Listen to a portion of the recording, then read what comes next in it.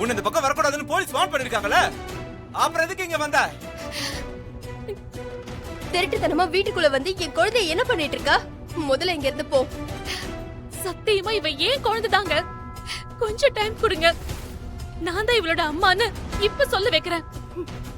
Hey, அதெல்லாம் முடியாது. முதல்ல வெளியே போ. நீ தயவு செஞ்சு நான் சொல்றத கொஞ்சம் கேளுங்க. இப்ப நீ வெளியில போக போறியா இல்லையா? சொல்றத கேளுங்களேன்.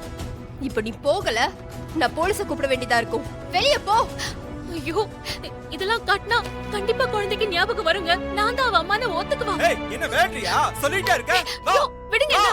விடுங்க. தேவிமா, தேவிமா, விடுங்க என்ன. வான்னு சொல்றேன். தேவிமா.